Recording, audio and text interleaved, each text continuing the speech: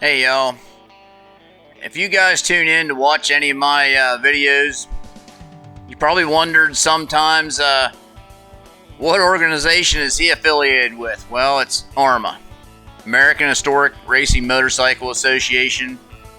And I went around while I was camping this past weekend at Irish Valley and decided to get some snapshots of some of the racers out there that come out and enjoy the great time that we have out there camping and racing, sitting around the campfires, making new friends, and mostly getting out there and racing those old bikes that we used to race back when you were kids. And I think you're gonna really like it if you stop out sometime and try out one of these races. Drop me a line in the comments if you have any questions about anything, and I'll make sure to get back to you as soon as I can, and come on out and race.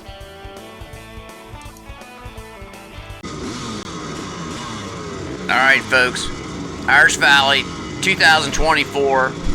I got Mr. Yanatelli right beside me on that Mako 490. 50 plus age group here in the post finish. This is a barn burner. Let me tell you what. Keep an eye on number 272 there. He is a stinking rocket ship. I'm trying to go just on the outside of Jim Del Grosso out there. Parked right beside me.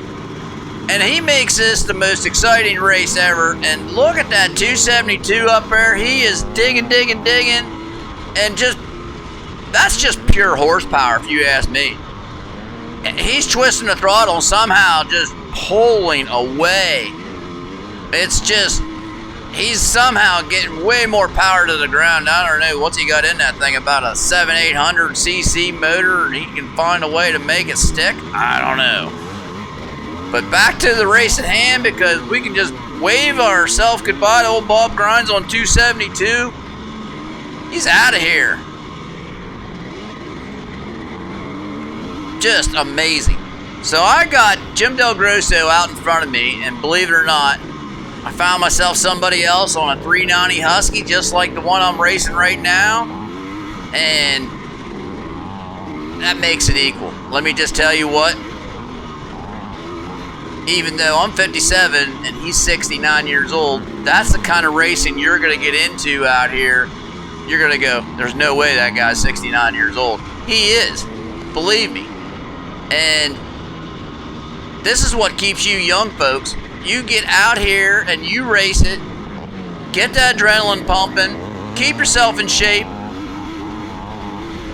and you can still get out here and enjoy these old bikes the way they were meant to be enjoyed. And I think I can make this stick now. Oh my God, I wish I could have got up in front of him right there. I think I could have made a stick, and I had to make him break right there, but this is one guy, you give him an inch, he's going to take a mile. And as you can see by the camera lens, he is just pelting me with rocks. There's one thing Irish Valley's got, is a fair share of rocks. And when you head up over this next hill, oh my God, you better have a good chest protector on. You better have hand guards when you race Irish Valley, because you're going to get pelted with some rocks.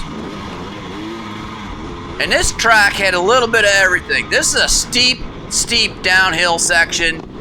You're gonna downshift in the air after that little jump going down over there. Try not to get in that next guy's line that's in front of you, because you're gonna eat some dirt if you don't. Lander on the backside of them tabletops, come up. Now there's two lines going around this section right here. He's going to grab the inside. I'm going to try to grab the outside here and just keep her hauling the mail. But I'm going to look for an outside inside. Here we go. It's a little bit loamy in the inside here. Not the best of traction. I'm feathering the throttle. I'm going to try to grab this outside berm, and I can make it stick this time. I'm thinking finally I'm going to set sail. I'm heading toward 272. I'm heading up there, Bob. I'm coming for you. But I got that 390 in my left ear, and I know that this race between me and Mr. Del Grosso is far from over. As you can see, that front tire, he He knows when I'm starting to slow up. That's the best thing about being behind somebody. He's going to grab that outside berm and he is going to let that thing set sail. Up over, there's this little up-down jump on the apex of this turn. Can't hit it too hard or it's going to throw you clean to the outside. Bob and I got the whole track to ourselves as far as we're concerned. We don't know who's behind us, but it ain't. I don't think there's anybody behind us. Gonna jump up on a couple of these little small tabletops. Set herself up for the left turn coming up here. Lap and a half in the books. Heading back down over the hill. Who's going to outbrake who? I was trying inside lines here mostly. Well, especially when I was on the 200, I was definitely trying to. But on the 390, I could take advantage of that horsepower. Rail those outsides. I just tried these insides because I wanted to try to make a pass whenever I thought he might make a mistake, which he never did. Now I did go down and try that outside line of this turn. I thought it was a waste.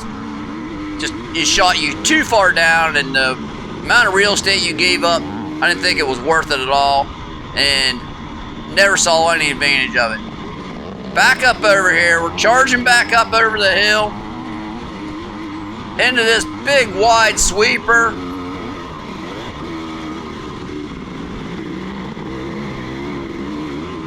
Down over this jump, downshift it, grab any ounce of brake you got left on these old Huskies,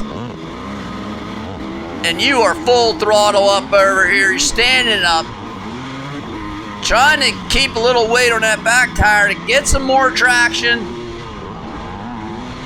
1 lap to go, 1 lap to get this done, 1 lap to beat Mr. Del Grosso.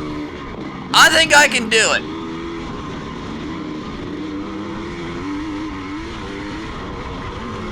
He is not making this easy whatsoever. In this outside to inside line, he took it away from me. Did you notice that? He took my line away. He's like, I ain't giving you the whole outside line anymore. I can get close. I can get up there close. I got to get close to him to be able to make any kind of move.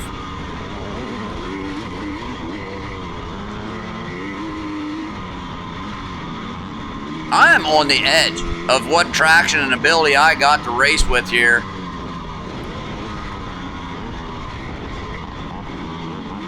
He's going to shoot that outside line, so am I. Yank up on the bars a little bit, level the bike out, up over this hill. What a race, folks. You get out here and you race these old post-finish bikes, and there ain't nothing better. I left with the biggest smile on my face, even though I almost went right into that tree line right there because the brakes weren't wound up like I wanted them to woe up.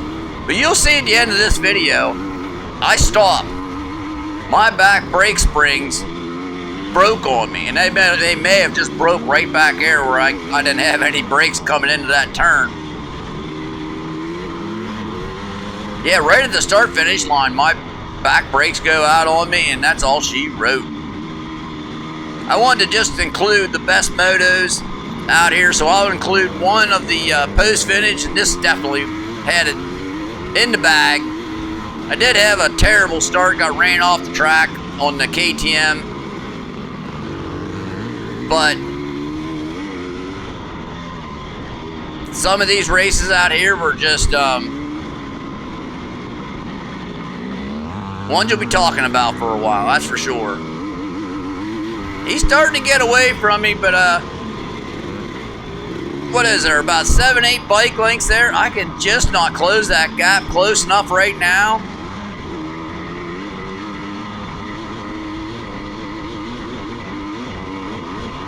My only saving grace might be to outjump him going down over this hill, but I already don't think I got good enough brakes to get woed up like I want to down at the bottom down here. I test out my engine brake a little bit, make sure it's in the right gear, screaming up over the hill here, and I know it's in the bag for Mr. Del Grosso, congratulations, you got this one. We never do get a good race after that, but it was a lot of fun there, folks. A lot of fun. Right here, my back brake locks up. What a time for it to happen. Oh, Charlie Walker was right behind us. Woo-hoo!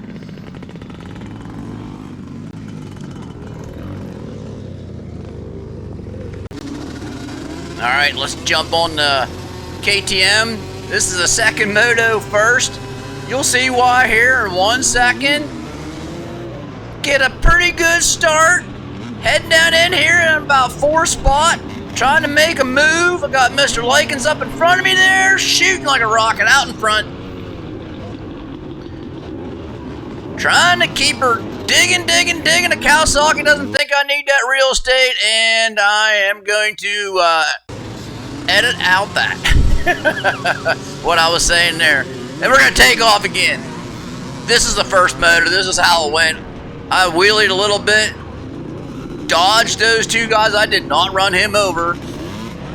One of the hazards of the first turn, that's for sure. But I got everybody in this line out in front, which makes for a pretty good video if you're looking for somebody to pass. And I'm just looking for a good race here. I'll try to line myself up with anybody, and it's fun actually when you get in the back of the pack like this and you're feeling pretty good on your bike. I felt like I had a good setup. I really softened up the rear springs on this and left her sit down a little bit, and she was digging a little bit instead of kicking that rear end out, and I was liking it. I liked it a lot more in the cross country, that's for darn sure. Up over here, I'm still picking guys off.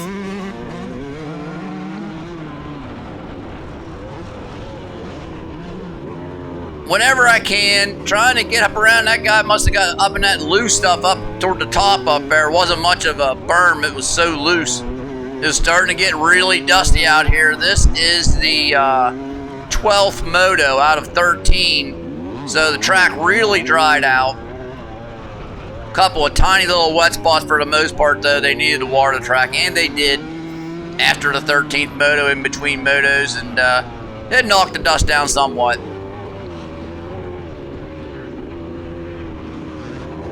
And I didn't include the whole race here, but I included as far as I could make it past guys after I, in fact, there's a fella up here right in front of me. I think he might be one of the last guys I'm able to get around. Now, I do try this line. I was telling you about it in the last moto. Didn't like it. See how much ground that guy gave up? He gained on me right there. Every time I tried that line, I'd give up 4 or 5 bike lengths. Did not see any advantage of that whatsoever. Crawl back up here on these guys. I'm on the old 200. A lot of these guys are on 250s. And it does make a difference. Now, I got good brakes on the old 98. And these disc brakes, if there's one good thing about them, it's you can get woed up, especially on these steep descents down over this hill.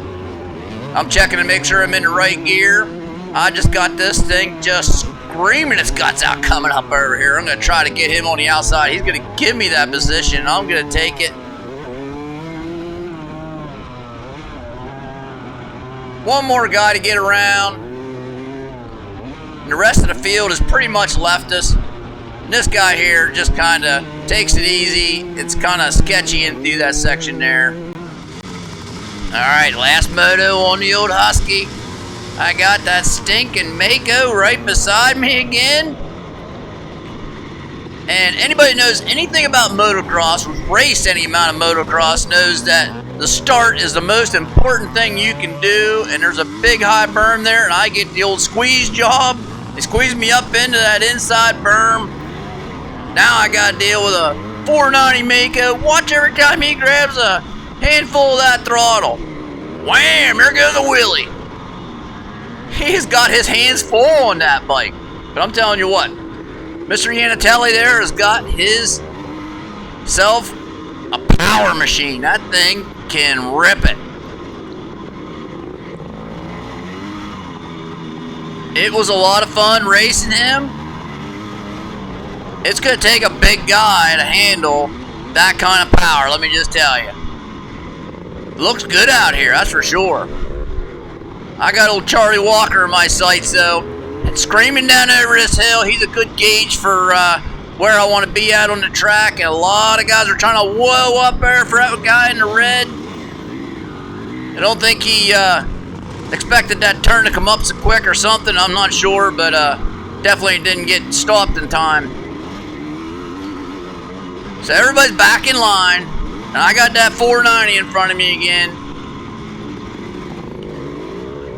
And I think he's gonna do the old squeeze job on me right there. I get her woed up. And I'm just thinking everybody's getting out ahead of me here. I'm gonna end up in third place in this moto with that start. Didn't work out real well for me. I had a second in the first moto. Bob Grimes got a 1 and 1. Dave Cuskill got a third in the first moto, and I got a second. In this moto, I'm going to end up third. He's going to end up second, so he's going to take the second place, since second moto means more than the first moto. And we had Harold Silball in our class, but he didn't get the bike together or something. He was on the list, but he didn't make it in. So you'll see, I don't go around here unscathed in this second moto for sure. But I'm trying to catch back up to guys, get things picked off, and I'm feeling pretty good. I'm going to go screaming down over this hill, and you'll see I just don't clutch it fast enough. And then that's what happened right there. Alright, that's the end of the motos, man.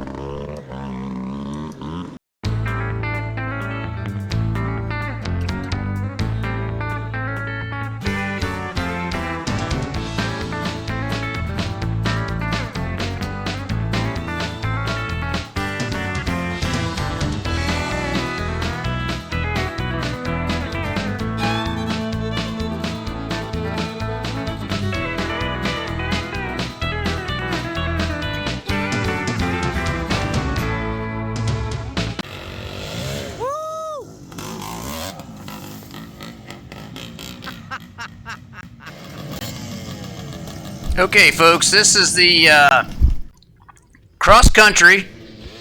They had it on Saturday for the post vintage. This is all the post vintage bikes that were out there getting started on the race. Unfortunately, I went out in the afternoon race, which was the dual disc on the KTM. I think that's what I'm going to race this year in the 50 plus class, because it just suits the woods better and I can keep up with the guys a lot better than I can on the Husky. So that's the decision I've made for this year. I'm going to probably just run that KTM, and I like it in the woods. I'm getting it set up a little bit better every week, and I'm going to go with that. A couple of key notes on the cross country side of things. On Sunday morning, they had the vintage cross country out there. And when you know it, that new group, they decided to get started, and it's a great group of kids. It's the 13 to 16-year-old juniors that are mature enough and voted to be able to run in that class and not get in the way of any of the adults and stuff like that. Mason and Cy both got first and second in their respectable classes. Overall, for the vintage cross country, and kudos to them guys, man. That's a big step up. And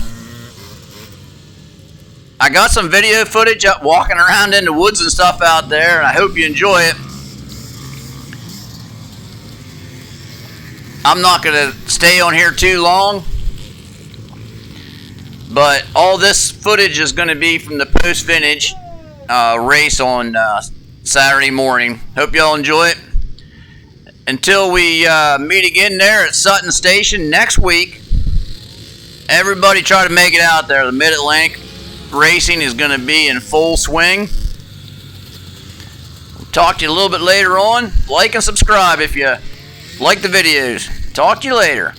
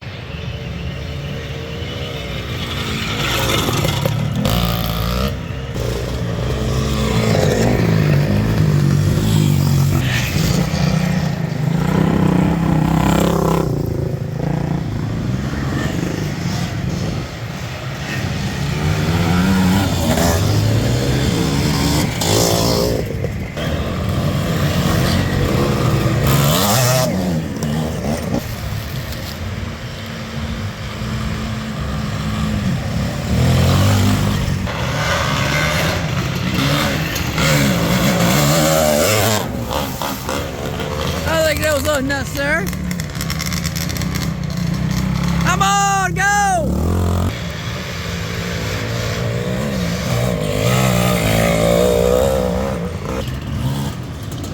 Woo!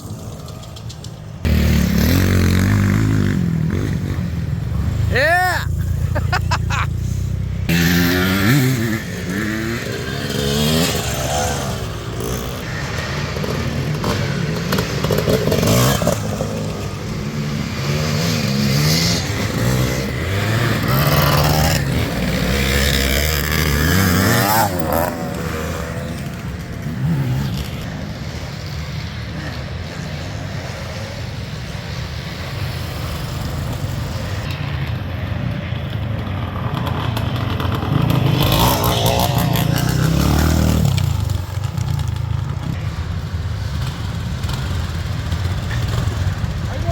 Doing good, bub.